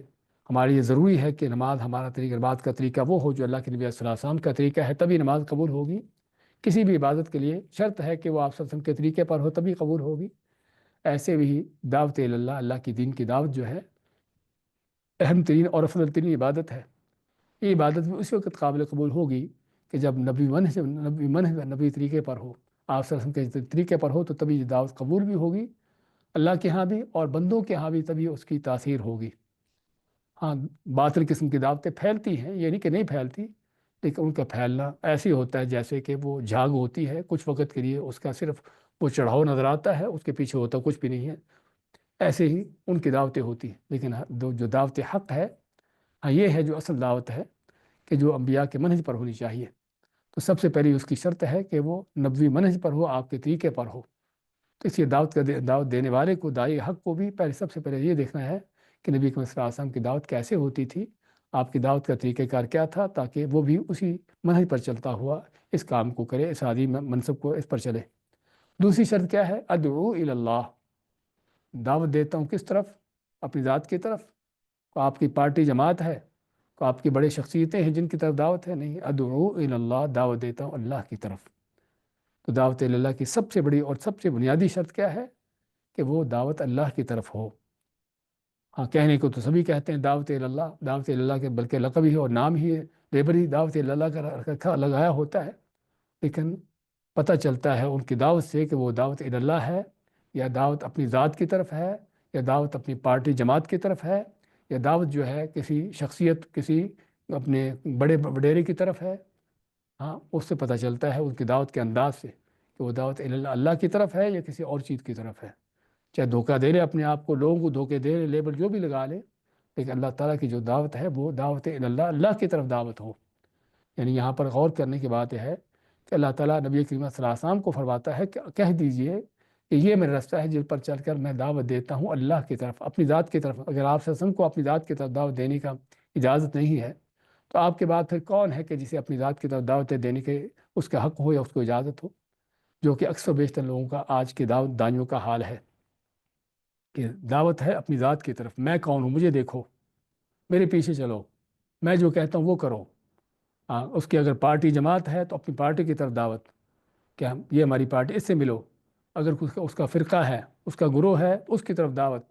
کہ ہم فلاں ہوتے ہیں، ہمارے ساتھ ملو، اس فرقے میں آ جاؤ، اس مسلک میں آ جاؤ، اس گروہ میں شامل ہو جاؤ۔ اگر اس کا کوئی شخصیت ہے، کوئی بڑا گروہ ہے، اس کے پیچھے کہ فلاں جو ہے وہ آئیڈیل ہے، وہ مثالی ہے، اس کے پیچھے چلو، اس کی بات مانو، اس کی بیعتیں کرو۔ تو یہ ساری دعوتوں کے انداز یہ شیطان کی دعوتیں ہیں، دعوتیں غیر اللہ ہے، نہ کہ اللہ ہے۔ جبکہ اللہ کی طرف دعوت جو ہے وہ صرف اور صرف جو ہے جس میں صرف اللہ کی ذات کے ساتھ بندوں کو ملانا ہو، اور اللہ کی طرف لوگوں کو لانا ہو، اللہ کے حکم کی طرف لوگوں کو لانا ہو۔ ہاں، میری بات مانے نہ مانے، اللہ کی بات مانے، میرے طریقے پر چلے نہ چلیں، اللہ کے دیے ہوئے طریقے پر چلیں، میرے ساتھ ان کا تعلق ہو یا نہ ہو، ہاں اللہ کے ساتھ، اللہ کے قرآن کے ساتھ، اللہ کے نبی کی سنت کے ساتھ ان کا تعلق قائم ہو جائے، اصل مقصد یہ ہے۔ لیکن ہم دیکھتے ہیں اکثر و بیشتر دین کے دعوتیں دینے والے پارٹیاں ہوں، جماعتیں ہوں یا افراد ہوں، ان کی دعوت اللہ نہیں بلکہ دعوت غیر اللہ ہے، دعوت غیر اللہ ہے، اپنی جماعتوں کی طرف، پارٹیوں کی طرف، اپنی شخصیتوں کی طرف، اپنی ذاتوں کی طرف۔ ہاں، وہ دعوتیں سبھی کی سبھی وہ غیر اللہ دعوتیں ہیں، وہ اللہ کی طرف دعوتیں نہیں ہیں۔ اس لیے ضرورت ہے پہچاننے کی کہ اللہ کی طرف دعوت کیا ہوتی ہے، کہ جس میں صرف اور صرف اللہ کے کلمے کی سربلندی ہو، توحید کا کلمہ سربلند ہو، لوگوں کو اللہ کے ساتھ ملانا ہو، اللہ کی توحید پر لگانا ہو۔ ہاں، یہ ہے جو دعوت اللہ ہے، کہ جس میں کسی پیر امام کی تقلید نہیں، کسی اپنے مسلک فرقے کی دعوت نہیں، ان چیزوں کی باتیں نہیں۔ تیسری شرط کیا ہے؟ علی بصیرتن، پوری بصیرت کے ساتھ۔ بصیرہ کا لفظ جو اس میں نکرہ ہونے کا یہ معنی دیتا ہے کہ پوری ہر طرح کی مکمل بصیرت کے ساتھ۔ بصیرت کیا ہوتی ہے کہ جس کے بارے میں علماء کے مختلف الفاظ ہیں۔ علامہ ابن سعدی رحمۃ اللہ علیہ فرماتے ہیں الحجت الواضحہ، کہ بصیرت کیا ہے؟ کہ وہ دلیل اور حجت جو بڑی واضح اور کھلی اور دو ٹوک ہو، اور اسی طرح جو اللہ کے دیے ہوئے رستے پر ہو، اللہ کی طرف سے جو نور، علم کی نور اور روشنی دی گئی ہو اس کے مطابق ہو، پورے یقین و وثوق کے ساتھ ہو، کہ جس سے انسان کو حق و باطل کا فرق معلوم ہو۔ تو بصیرت یہ چیز ہے کہ اللہ کی طرف سے جو انسان کو ملا ہوا علم ہے، اس علم کی روشنی میں ہو، اس کے نور میں ہو، پوری حجت اور دلیل کے ساتھ ہو، کہ جس سے انسان کو حق و باطل کی تمیز ہو، پتہ ہو کہ کیا حق ہے کیا باطل ہے۔ یہ بصیرت، کیونکہ جب یہ بصیرت نہیں ہوتی تو پھر آدمی ممکن ہے باطل کو حق سمجھتا ہو، اور ہم دیکھتے ہیں افراد نہیں بلکہ پوری بڑی بڑی جماعتیں، مشرق و مغرب میں ان کے بڑے بڑے ان کے چلے اور ان کی کہ جو نکلنے کے خروج سارے ہوتے ہیں، اور ان کا حال کیا ہے؟ حال جو ہے وہ باطل کو حق اور حق کو باطل، اور کیا کیا ان کے غلط تصورات۔ وجہ کیا ہے؟ وجہ علم نہیں ہے، دلیل نہیں ہے، حجت نہیں ہے، قرآن سنت کی تعلیمات نہیں ہے۔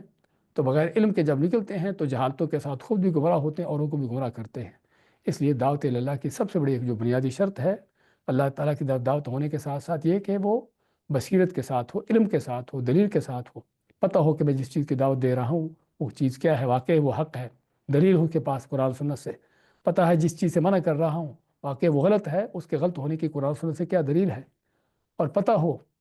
کہ میری اس دعوت کا نتیجہ کیا ہے، اور جس کو میں دعوت دے رہا ہوں اس کو دعوت دینے کے میرا طریقہ کار کیا ہونا چاہیے۔ ساری چیزیں بصیرت کے اندر آتی ہیں، تو مکمل بصیرت کے ساتھ دعوت ہو۔ انا و من اتبعنی، فرمایا کہ حکم دو، کہہ دو کہ یہ میرا بھی طریقہ ہے اور جو بھی میرے پیروکار ہیں، یعنی صرف آپ صلی اللہ علیہ وسلم کے لیے حکم نہیں بلکہ قیامت تک آنے والے ہر مسلمان کے لیے حکم ہے کہ وہ آپ صلی اللہ علیہ وسلم کے اس منہی طریقے پر چلتا ہوا دعوت دے، اللہ کی طرف دعوت دے، اور پوری بصیرت علم کے ساتھ دعوت دے۔ آگے مزید کیا ہے؟ سبحان اللہ، اللہ کی ذات پاک ہے، اللہ تعالیٰ کو ہر طرح کے نقص کمزوری سے پاک قرار دیتے ہوئے، اور کوئی شک نہیں کہ اللہ تعالیٰ کے حق میں سب سے بڑا نقص اور کمزوری کیا ہے؟ اللہ کے ساتھ شرک کیا جانا، اللہ کے ساتھ اوروں کو شریک کرنا۔ کیونکہ اللہ کے ساتھ کسی کو شریک کرنے کا معنی یہ ہے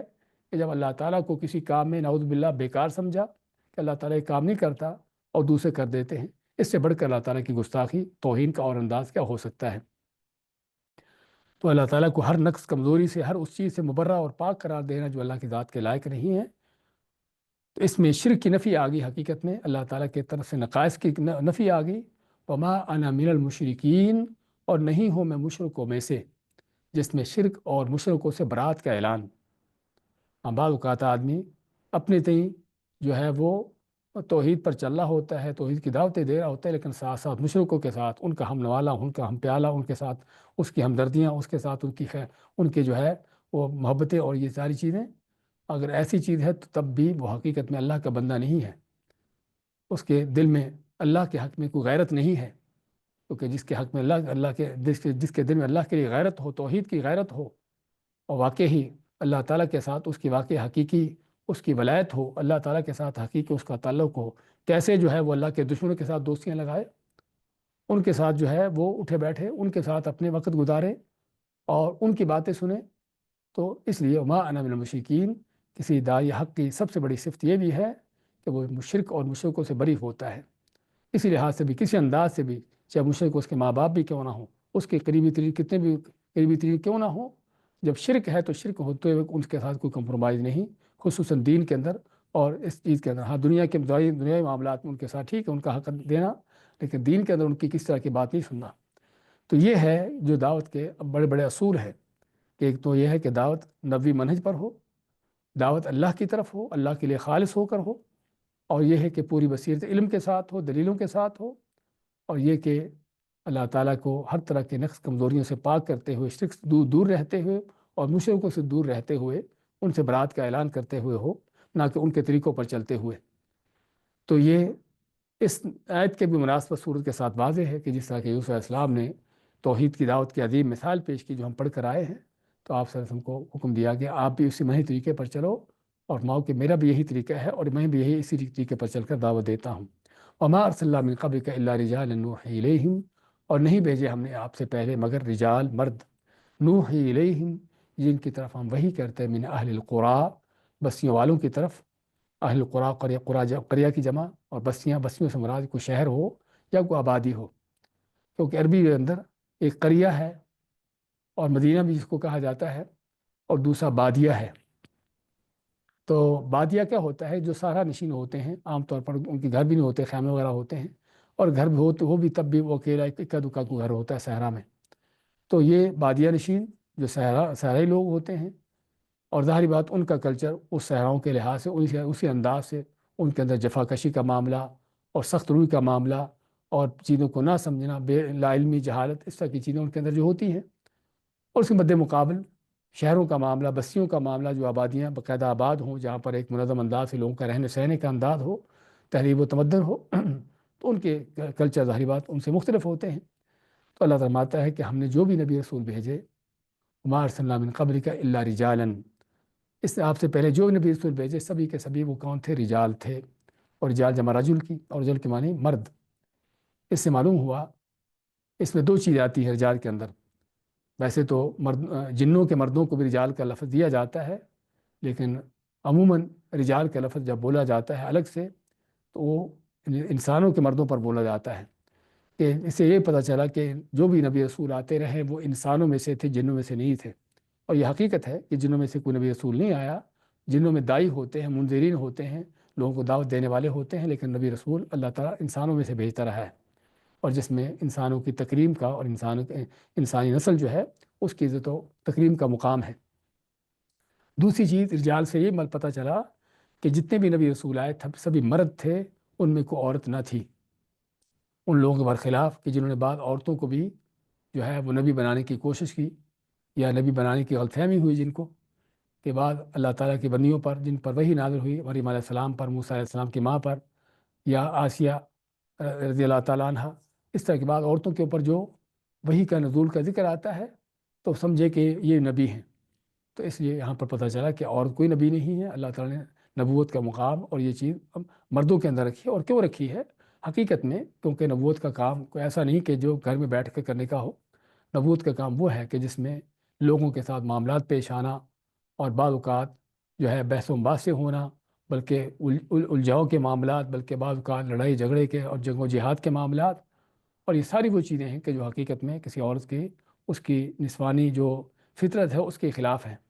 اس لیے اللہ تعالیٰ نے مردوں میں نبوت کا سلسلہ چلایا، کیونکہ انہی کے شان شان اور انہی کے لائق ہے کہ یہ کام کر سکیں۔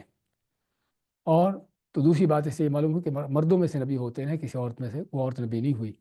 اور مردوں میں نبی ہونے کی وجہ بھی کون ہے یہ بھی بیان کر دیا، کیونکہ نبی کا کام ہی، ہاں یہاں سے نبی کا معنی بھی ہمیں سمجھنے کی ضرورت ہے کہ جن لوگوں کو غلط فہمی ہوئی کہ فلاں عورت کے اوپر فرشتہ آیا تو اس کا مطلب کہ نبی بن گئی، تو فرشتہ آیا کوئی بات خبر لے کر اللہ کی طرف سے اس کو کوئی بات بتانے کے لیے، لیکن کیا اس کو کوئی وہی اس کے اوپر کوئی شریعت نازل ہوئی تھی کہ آگے لوگوں کو بتاتی تھی، ان کو سکھاتی تھی کہ میرے اوپر اللہ نے یہ حکم نازل کیا ہے؟ مریم علیہ السلام ہی کو لے لیے جو سب سے بڑھ کر جن کی مثال ہے اس میں، کہ ان کے اوپر اگر فرشتہ نازل ہوا، فرشتہ ان کے پاس آیا اللہ کی طرف سے، تو کیا ایسی کوئی احکام دینے آیا ہے کہ جو لوگوں کو سنانا بتانے تھے؟ کوئی ایسی چیز نہیں ہم کو ملتی۔ جبکہ نبی کا معنی ہی ہوتا ہے کہ جو نبا لاتا ہے، خبر لاتا ہے اللہ کی طرف سے جو لوگوں کو پہنچاتا ہے۔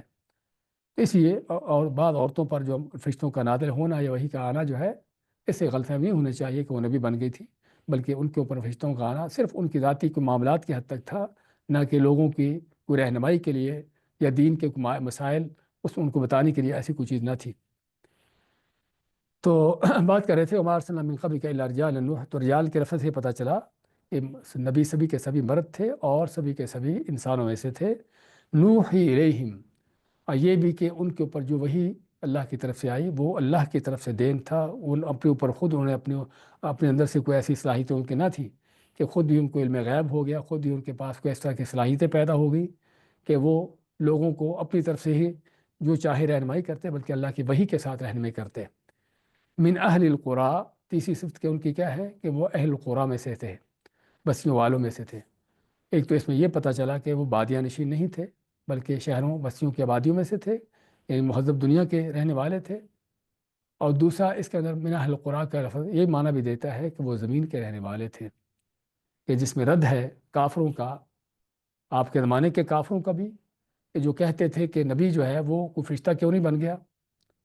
اور اللہ تعالیٰ نے نبی بنانے کے لیے وہ کوئی آسمان سے کسی کو کیوں نہیں بھیجا؟ تو اللہ نے فرمایا کہ آپ سے پہلے جو نبی رسول آتے رہے وہ سبھی کے سبھی زمین پر رہنے والے بستیوں سے تھے، شہروں سے تھے، آسمان سے کوئی نبی بن کر نہیں آیا۔ اور اس میں اس کے بعد کے آج کے جاہلوں کا بھی، آج کے بعد گمراہوں کا رد بھی ہے کہ جو کہتے ہیں کہ اللہ تعالیٰ جو ہے وہ کسی نبی کے روپ میں جو ہے نازل ہوتا رہا، جس طرح کہ اعلیٰ حضرت صاحب کا کہنا ہے کہ وہی جو مصطفی عرش تھا خدا ہو کر اتر پڑا مدینہ میں مصطفیٰ ہو کر، اس طرح کے کفر کے وہ اشعار، کفر کے وہ کلمات کہ، اور بعض کا کہنا کہ اللہ اور کہ بلکہ اللہ تعالیٰ ہر مخلوق کے اندر ہے، ہر جو کچھ تم کو نظر آتا ہے سبھی اللہ ہی ہے، وحدت وجود کا عقیدہ۔ اللہ تعالیٰ نے ان سبھی گمراہ کن عقیدوں کا رد کرتے فرمایا کہ انبیاء جو تھے وہ زمین کے رہنے والے تھے، نہ کہ آسمانوں سے آنے والے تھے، نہ اللہ تھے، نہ اللہ تعالیٰ کا کوئی حصہ تھے، کوئی ایسی کوئی چیز تھی۔ بلکہ وہ زمین کے رہنے والے انسان تھے۔ افلم یسیروا فی الارض، تو اس آیت میں اس جملے کے اندر رد کیا ہے آپ کے زمانے کے مشرکوں کا خاص طور پر، اور بعد میں آنے والے بھی اس طرح کے گمراہوں کا، کہ جو انبیاء کی بشریت کا انکار کرتے رہے ہیں۔ آج کے مشرک جس طرح بعض گمراہ لوگ انبیاء کی بشریت کا انکار، انبیاء بشر نہیں ہو سکتے، یا آپ کے زمانے کے مشرک جو اس بات کو تسلیم کرنے کے لیے تیار نہیں تھے کہ کیسے ممکن ہے کہ ایک بشر جو ہے نبی ہو سکے، تو اللہ تعالیٰ نے فرمایا کہ جو بھی اللہ کی طرف سے نبی رسول آتے رہے سبھی ایسے ہی تھے، آپ کو انوکھے نبی نہیں ہیں اس طرح کے۔ افلم یسیروا فی الارض فینظروا کیف کان عاقبۃ الذین من قبلہم، مایا کیا یہ لوگ چلے نہیں زمین میں، بس دیکھیں کیا انجام تھا ان لوگوں کا جو ان سے پہلے گزرے ہیں۔ یعنی سابقہ قومیں جو جٹانے والی تھیں، شرک کرنے والی تھیں، کفر کرنے والی تھیں، اللہ کے حکم کو ان کو نافرمانی کرنے والی تھیں، ان قوموں کے انجام کیا ہوئے؟ قوم نوح سے لے کر بعد کی قومیں، قوم عاد و ثمود، قوم لوط، قوم شعیب، اور خصوصاً قریش کے رستوں پر قوم لوط کی بستیاں آتی تھیں، قوم شعیب کی بستیاں آتی تھیں، قوم ثمود کی بستیاں آتی تھیں۔ اگر یہ شام کی طرف جاتے اور یمن کی عمان کی طرف جاتے تو احقاف میں قوم عاد کی بستیاں، کہ جن کے تباہ کن علاقے اس بات کے بعد ایک کھلی دلیلیں دیتے تھے کہ واقعی ان قوموں نے جب اللہ کے نبیوں کو جھٹلایا، کفر اختیار کیا، تو ان کے انجام کیا ہوئے؟ اور کیا انجام صرف انہی کے ہوئے ایسے کہ اللہ تعالیٰ کی کسی کے ساتھ دشمنی ہے اور دوسرے کے ساتھ دوستی ہے؟ نہیں، اللہ کے دشمنی دوستی کا جو معیار ہے وہ حق و باطل کا ہے، کہ حق پر ہے تو اللہ کا دوست ہے، باطل پر ہے تو اللہ کا دشمن ہے، چاہے وہ کوئی بھی کیوں نہیں۔ تو اس لیے اللہ نے اگر ان کے کفر کی وجہ سے ان کو ہلاک کیا، تو جو بھی ان کے بعد بھی کوئی کفر کا رستہ اختیار کرے گا تو اس کی بھی ہلاکت اسی طرح سے ہوگی۔ اس لیے مایا کہ ان کو چاہیے کہ ان سابقہ قوموں کے ان سے انجام سے عبرت حاصل کرے، کیف کان عاقبۃ الذین من قبلہم ولدار الآخرۃ خیر للذین اتقوا، اور یقیناً آخرت کا گھر جو ہے وہ بہتر ہے ان لوگوں کے لیے جو متقی پرہیزگار ہیں، جس میں اس بات کا بیان ہوا کہ آخرت کا جو گھر ہے، اور آخرت کا گھر جب ذکر ہوتا ہے تو اس سے مراد جنت ہے، کہ جنت کو حاصل کر لینا، دنیا کے تمام ہر طرح کے منصب و عہدوں کو پا لینا اور دنیا کے مال و دولتوں کو حاصل کر لینے سے بہت بہتر ہے، کوئی شک نہیں بہت بہتر ہونا، بلکہ کس طرح کا موازنہ نہیں ہے، اس طرح کا کوئی کمپیئر کرنے کا کوئی اس میں رستہ ہی نہیں ہے کہ کہاں دنیا اور کہاں وہ آخرت ہمیشہ ہمیش کی، کہاں دنیا کی معمولی گھٹیا اور بیکار اور کچھ وقت کی نعمتیں، اور کہاں ہمیشہ ہمیش کی جنتیں۔ تو ہمایت والا دار الآخرت خیر، اس کا خیر ہونا آخرت کے گھر کا، وہ ایک طریقے سے نہیں بلکہ کس انداز سے ہے، ہمیشہ ہمیش کا ہونا، بے شمار نعمتیں ہونا، اور ہر نعمت کا ہر زمانے میں ہر وقت میں ہونا، جب بھی انسان تمنا کرے وہ نعمت اس کے پاس موجود ہو، اور نعمتوں کو بڑھتے ہی چلا جا رہا، کم نہ ہونا، اور نعمتیں پانے والے بھی ہمیشہ ہمیش کے اس میں رہنے والے ہونا، تو اس میں خیر ہونے کے، اور اس کے سب سے بڑھ کر اللہ تعالیٰ کی رضامندی، اللہ کا دیدار، اور یہ ان کے لیے جو عزت و انعام ہوں گے، تو اس کے خیر ہونے کا کوئی وہ حد و حساب نہیں کہ جس کا انسان تصور کر سکتا ہو۔ لیکن کن کے لیے ہے؟ للذین اتقوا، ہر کوئی ایمان کے دعوے کرنے والوں کے لیے، چاہے وہ شرک بھی کرتے ہیں، بلکہ ان کے لیے ہے جو متقی پرہیزگار ہیں، اپنے آپ کو شرک سے، کفر سے بچانے والے، اللہ کی نافرمانی سے بچانے والے، گناہوں سے بچانے والے۔ افلا تعقلون، تو کیا پھر بھی تم دنیا کے پیچھے دوڑ لگاتے ہو آخرت کو چھوڑ کر، کہ جو آخرت اس قدر بہتر ہے۔ حتی اذا استیأس الرسل وظنوا انہم قد کذبوا جاءہم نصرنا، اللہ نے یوسف علیہ السلام کے واقعات ذکر کیے، اور ذکر کرنے کے بعد فرمایا وما ارسلنا من قبلک الا رجالا نوحی الیہم، صاحب قائد میں ہم نے پڑھا ہے کہ ہم نے آپ سے پہلے جو بھی رسول بھیجے سبھی وہ مرد تھے جن کی طرف وحی کرتے، تو اللہ کے انبیاء آتے رہے، آ کے دعوتیں دیتے رہے، اور دعوتیں دینے کے ایک عرصہ کے بعد تک دیکھتے رہے کہ قوموں کا حال کیا ہے، قومیں کس انداز سے جھٹلا رہی ہیں، ٹھکرا رہی ہیں دعوتوں کو، کس انداز سے جو ہے دشمن مخالفتیں کر رہی ہیں اور ضد ہردرمیاں کر رہی ہیں، اور حتیٰ کہ انبیاء یعنی قوموں سے ان حالات کو، قوموں کے ان چیزوں کو دیکھ کر اس قدر اس حالت پر جا پہنچتے سال ہر سال کی ان مخالفتوں کے بعد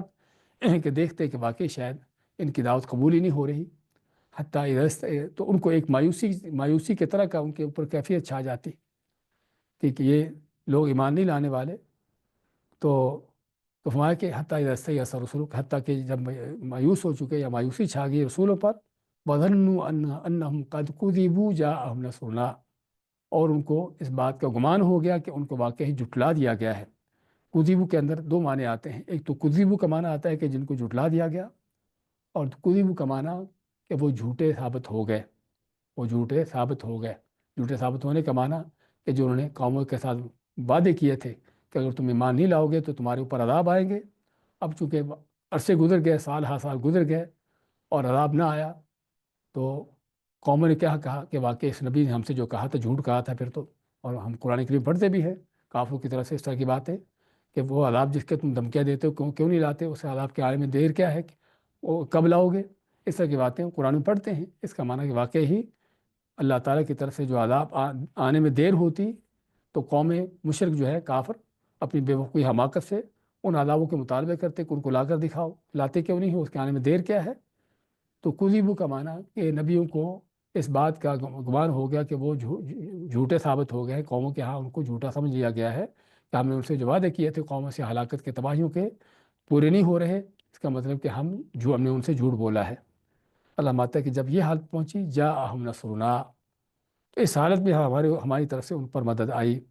یعنی مایوسیاں جب ان پر چھا چکی تھی اس انداز سے، قوم کے ہر درمیوں، قوم کے ضد اور قوم کے کفر بے ایمانیوں کے اس وجہ سے، اور سال ہر سال بلکہ نوح علیہ السلام 950 سال تک، یعنی آدمی تصور کر سکتا ہے کہ ایک ہی طرح کے ایک ہی قوم کو، ایک ہی علاقے کے لوگوں کو 950 سال تک دعوت دینے کے بعد نوح علیہ السلام کی حالت کیا ہوگی کہ قوم پھر بھی بڑی ہر درمی پر، کفر پر ہے۔ تو واقعی یہ مایوسی جس کا ذکر ہو رہا ہے ایک انسانی فطرت ہے، اور مایوسی وہ نہیں کہ جو واقعی مایوسی اللہ کی رحمت سے مایوسی ہے، یہ مایوسی وہ کہ جو ان کے ایمان کے مایوسی ہے۔ تو حتیٰ دستے اثر یہاں تک کہ جب رسول پر یعنی اس انداز اس حد تک مایوسی چھا چکی، وظنوا انہم قد کذبوا او کذبوا، جس طرح میں نے ذکر کیا ہے کہ یا تو یہ انہوں نے سمجھا کہ انہیں جھٹلا دیا گیا ہے کذبوا، یا کذبوا یا ان کو جھوٹا سمجھ لیا گیا ہے۔ تو اللہ فرماتا ہے اس حالت میں جب اس حالت تک معاملہ پہنچا تو جاءہم نصرنا، ہماری مدد آئی۔ اور ہماری مدد آنے کا معنی کہ اللہ کی طرف سے مدد آئی۔ سابقہ قوموں کے اندر جو اللہ کی مدد آنے کا انداز کیا تھا کہ قومیں ہلاک کر دی جاتی اور ایمان والوں کو، اللہ کے نبیوں کو بچا لیا جاتا۔ اور اس امت کے اندر مدد آنے کا انداز ہے اللہ تعالیٰ کے اپنی مومن بندوں کی، مجاہدین کی مدد کرنا کافروں کے اوپر، ان کے خلاف۔ فنجی من نشاء، تو جب اللہ تعالیٰ کی طرف سے مدد آتی، مدد آنے کا معنی قوموں کی ہلاکتی ہوتی، تو اس وقت فرماتا رہتا فنجیہ، بچا لیا گیا، من نشاء، جسے ہم نے چاہا، جسے اللہ نے چاہا صرف اسے وہی بچا۔ اپنی قوت طاقتیں، بڑے اقتدار، حکومتیں رکھنے والے نہ بچ سکے۔ فرعون جیسے بڑے بڑے بدماش جو ہے غرق ہو گئے، اور اسی طرح کے بڑے بڑے قومیں، بلکہ پوری قوم عاد جیسی قومیں جو ہلاک ہو گئی، اللہ تعالیٰ کے عذاب کا نہ مقابلہ کر سکیں، نہ اللہ کے عذاب کے مقابلے میں نہ ٹھہر سکیں۔ ولا يرد بأسنا عن قوم المجرمین، اسے مایا کہ جب ہمارا عذاب آ جاتا ہے، ولا يرد، نہیں پلٹایا جاتا، نہیں لوٹایا جاتا، بأسنا، ہمارا عذاب، عن القوم المجرمین، مجرم قوم سے۔ اللہ تعالیٰ ایک وقت تک مہلت دیتا ہے، ڈھیل دیتا ہے لوگوں کو تاکہ وہ پلٹ آئیں، لوٹ آئیں، ایمان کی طرف آ جائیں، اپنی بے ایمانی کفر چھوڑ دیں۔ لیکن جب وہ مہلتوں کا وقت ختم ہو جاتا ہے تو اللہ کی طرف سے پھر عذاب آتے ہیں، اور جب آتے ہیں عذاب تو پھر پلٹتے نہیں ہیں۔ ما ولا يرد بأسنا عن القوم المجرمین، نہیں ہمارا عذاب پلٹتا مجرم قوم سے۔ لقد كان في قصصهم عبرة لأولي الألباب، لقد یقیناً كان في قصصهم، ان کے جو بیان کیے گئے ہیں، قصص کا لفظ وہی جو ہم نے سورت کے شروع پڑھا ہے، ان کے بارے میں، قوموں کے بارے میں جو بیان آئے ہیں، ان کے بارے میں ذکر آیا ہے، ان کے واقعات، ان کے ان چیزوں کا جو ذکر آیا ہے، اس میں کیا ہے؟ عبرۃ لأولی الالباب، عبرت ہے، سبق ہے، بہت بڑی نصیحت ہے لأولی الالباب، عقل والوں کے لیے۔ اور واقعی انبیاء کے واقعات، ان کی قوموں کی ہلاکتیں، ایمان لانے والوں کے لیے اللہ تعالیٰ کی طرف سے مدد اور نصرتیں، کوئی شک نہیں کہ اللہ تعالیٰ کی طرف سے بہت بڑی عبرتیں ہیں لوگوں کے لیے۔ اور یہاں تک یوسف علیہ السلام کا یہ واقعہ ہم نے جو پڑھا ہے، اس میں بھی حقیقت میں بہت بڑی عبرتیں ہیں، بہت بڑے سبق ہیں۔ اگرچہ ان اسباب کو تفصیل سے لینے کا ہمارے پاس وقت نہیں ہے، لیکن اس میں بنیادی بڑی بڑی چیزیں کہ اللہ تعالیٰ کی قدرت کاملہ کس قدر نافذ ہوتی ہے۔ یعنی ایک طرف لوگوں کی سازشیں، یوسف علیہ السلام کے بھائیوں کی سازشیں ہوں، عزیز مصر کی بیوی کی سازشیں ہوں، مصر کی عورتوں کی سازشیں ہوں، یا طرح طرح کے وہ سازشیں ہم جو پڑھتے رہے ہیں بندوں کی، اور دوسری طرف اللہ تعالیٰ کی قدرتیں، اللہ تعالیٰ کے ارادے، کس انداز سے اللہ تعالیٰ کے ارادے نافذ ہوتے رہے ہیں، اور کس انداز سے اللہ تعالیٰ کی قدرتیں نافذ ہوتی رہی ہیں، کس انداز سے جو ہے اللہ تعالیٰ کے ارادے نافذ ہوتے رہے ہیں، اور کیا کیا اللہ تعالیٰ کی قدرتیں جو ہیں وہ جو ہے ان موقعوں پر اللہ تعالیٰ نے کس انداز سے اپنی ارادوں کو نافذ کیا ہے، اور دنیا والوں کی سازشیں کس انداز سے ناکام بنائی ہیں۔ تو اس میں اسی طرح مایوسیوں کے حوالے سے کس قدر مایوس کن قسم کے حالات میں ان چیزوں میں جو ہے اللہ تعالیٰ نے کس طرح سے جو ہے وہ رستے نکالے، کس طرح سے جو ہے یعنی کہ ان مایوسیوں کے بعد کہ جب یعقوب علیہ السلام یعنی بیٹوں کے بارے میں کس قدر ان کے لیے پریشان کن حالات تھے، اس کے بعد اللہ تعالیٰ نے کس طرح سے ان کو خوشیوں سے نوازا۔ تو بات کرنے کا مقصد اس صورت کے اندر حقیقت میں بہت بڑے سبق ہیں کہ اللہ تعالیٰ جو چاہتا ہے، اللہ تعالیٰ کی قدرت کس انداز سے نافذ ہوتی ہے، اللہ تعالیٰ کے نظام کس طرح سے نافذ ہوتے ہیں، اور اللہ تعالیٰ جو چاہتا ہے اللہ تعالیٰ اپنی ارادوں کو کس انداز سے ان کو نافذ کرتا ہے۔ ما کہ لقد کان فی قصصہم عبرۃ لاولی الالباب، یقین ان کے ان بیانوں کے اندر بہت بڑے عبرت اور سبق کے واقعات تھے عقل والوں کے لیے۔ ما کان حدیثا یفترا، نہیں تھی یہ کوئی باتیں جو گڑھی جاتی ہوں، یعنی یہ واقعات جو ذکر ہوئے ہیں یہ کوئی من گھڑت قصے کہانیاں واقعات نہیں ہیں، ولیکن تصدیق الذی بین یدیہ، لیکن تصدیق شدہ ہے اس سے جو پہلے گزر چکی کتابیں، یعنی سابقہ کتابوں کے اندر بھی یہ چیزیں موجود ہیں، اور یہ قرآن اور یہ واقعات انہی کی تصدیق کرنے والے ہیں۔ اور تفصیل کل شیء، اور یہ قرآن ہر چیز کی تفصیل کرنے والا ہے، ہر چیز کو کھول کر بیان کرنے والا ہے، ان چیزوں کو جن چیزوں کی تفصیل کی ضرورت ہے۔ یہاں پر بات کہتے ہیں کہ قرآن میں کیا ہر چیز کی تفصیل ہے؟ ہر اس چیز کی تفصیل ہے جس چیز کی تفصیل کی ضرورت ہو، جس کے بندوں کو ضرورت ہو اس چیز کی تفصیل بیان کی گئی ہے۔ بہودًا ورحمۃ لقوم یؤمنون، اور ہدایت اور رحمت کا سرچشمہ ہے یہ قرآن ان لوگوں کے لیے کہ جو ایمان لانے والے ہیں، ان کے لیے ہدایت کا سرچشمہ ہے جس سے ان کو ہدایت ملتی ہے، اور اللہ نے بھیجا ہی اس قرآن کو ان کی ہدایت کے لیے ہے، اور رحمتوں کا ذریعہ ہے لیکن انہی کے لیے کہ جو ایمان لانے والے ہیں، ورنہ تو ہدایت تو سبھی کے لیے ہے، لیکن چونکہ ہدایت پاتے ایمان لانے والے ہیں، اور باعث رحمت سبھی کے لیے ہے، لیکن رحمتوں کے حقدار وہی ہوتے ہیں جو ایمان لاتے ہیں۔ اس فرمایا کے لیے قوم یؤمنون، ایمان لانے والی قوم کے لیے۔ دوبارہ دیکھیے آج کی آیت کو، وما اکثر الناس ولو حرصت بمؤمنین، اور نہیں اکثر لوگ اگرچہ آپ کی کوشش ہو تب بھی ایمان لانے والے۔ وما تسألہم علیہ من اجر، اور نہیں آپ ان سے سوال کرتے، مطالبہ کرتے اس اپنی دعوت و تبلیغ پر کسی اجرت کا، کسی معاوضے کا۔ ان ہوا الا ذکر للعالمین، نہیں ہے مگر یہ نصیحت جہان والوں کے، جہانوں کے لیے۔ اور کأی من آیت، اور کتنی ہی زیادہ نشانیاں ہیں فی السماوات والارض، آسمانوں اور زمین میں، یمرون علیہا، جن پر سے لوگ گزرتے ہیں، وہم عنہا معرضون، لیکن ان سے وہ اعراض کیے منہ پھیرے ہوتے ہیں۔ وما یؤمن اکثرهم باللہ، اور نہیں ایمان لاتے اکثر وہ لوگ جو اللہ پر ایمان لانے والے اکثر لوگ جو ہے، الا وهم مشرکون، مگر وہ مشرک ہوتے ہیں۔ افامن ان تأتیہم غاشیۃ من عذاب اللہ، کیا یہ لوگ نہ ڈر ہو گئے، بے خطر خوف ہو گئے، ان تأتیہم غاشیۃ من عذاب اللہ، کہ ان کے اوپر اللہ کے عذاب کی طرف سے کوئی عذاب کا کوئی یعنی کہ ڈھانکہ آ جائے، عذاب چھا جائے ان کے اوپر، او تأتیہم الساعۃ بغتہ، یا اچانک ان کے اوپر قیامت آ جائے، وہم لا یشعرون، اس حال میں کہ جب ان کو شعور و احساس بھی نہ ہو۔ قل ھذہ سبیلی ادعو الی اللہ علی بصیرہ، کہہ دیے کہ یہ میرا رستہ ہے کہ جس کی طرف جس پر چلتے ہوئے دعوت دیتا ہوں اللہ کی طرف، علی بصیرت، پوری بصیرت کے ساتھ، انا ومن اتبعنی، میں خود بھی اور جو بھی میری پیروی کرنے والے ہیں، وسبحان اللہ، اور پاک ہے اللہ کی ذات، وما انا من المشرکین، اور میں نہیں ہوں مشرکوں میں سے۔ وما ارسلنا من قبلک الا رجالا نوحی الیہم، اور نہیں بھیجا ہم نے آپ سے پہلے الا رجالا، مگر مرد، نوحی الیہم، جن کی طرف ہم وحی کرتے، من اہل القریٰ، بستیوں والوں میں سے۔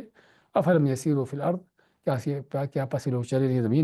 زمین پر چلے نہیں، فینظروا کیف کان عاقبۃ الذین من قبلہم، پس دیکھیں کیا کیا انجام ہوا تھا ان لوگوں کا جو ان سے پہلے گزرے تھے، ان قوموں کا۔ وَلَدَارُ الْآخِرَةِ خیر، اور یقیناً آخرت کے گھر جنت بہتر ہے، للذین اتقوا، ان لوگوں کے لیے جو ایمان والے ہیں، تقوی والے ہیں۔ افلا تعقلون، تو کیا پس تم سمجھتے نہیں ہو؟ حتی اذا استیأس الرسل، یہاں تک کہ جب رسول بالکل نا امید ہو گئے، وظنوا انہم قد کذبوا، اور انہوں نے گمان کیا، سمجھ لیا کہ ان کو جھٹلا دیا گیا ہے یا انہیں جھوٹا سمجھ لیا گیا ہے، جاءہم نصرنا، تو اس وقت ان پر ہماری مدد آئی، ہماری نصرت آئی، فنجی من نشاء، بس بچا لیا گیا جسے ہم نے چاہا، ولا يرد بأسنا عن القوم المجرمین، اور نہیں ہمارا عذاب پلٹایا جاتا مجرم قوم سے۔ لقد کان فی قصصہم، یقیناً ان لوگوں کے بیان میں، عبرۃ، بہت بڑی نصیحت اور عبرت ہے، للالباب، عقل والوں کے لیے۔ ما کان حدیثا یفترا، نہیں تھی کہ یہ کوئی ایسی بات جو گھڑی گئی ہو، ولیکن تصدیق الذی بین یدیہ، لیکن تصدیق کرنے والی ہے جو اس سے پہلے باتیں گزری کتابیں، و تفصیل کل شیء، اور ہر چیز کی تفصیل بیان کرنے والی ہے، وہدی ورحمۃ لقوم یؤمنون، اور ہدایت اور رحمت کا سرچشمہ ہے ان لوگوں کے لیے کہ جو ایمان لانے والے ہیں۔ بارک اللہ فیکم۔ اس کے ساتھ ہی سورہ یوسف کی تکمیل ہوتی ہے، تفسیر مکمل ہوتی ہے، اور اللہ تعالیٰ ہمیں جو اس میں پڑھا اور سیکھا ہے اس پر عمل پیرا ہونے کی توفیق دے۔ اور انشاءاللہ کل کے درس سے ہم آگے سورۃ الکہف کا آغاز کریں گے، جو بہت عظیم صورت ہے اور بہت بڑی اس کی فضیلتیں ہیں، اور بہت بڑے اس میں سبق اور بہت بڑی عبرتیں ہیں کہ جسے ایک مسلمان کو سیکھنے کی، سمجھنے کی ضرورت ہے۔ بارک اللہ فیکم۔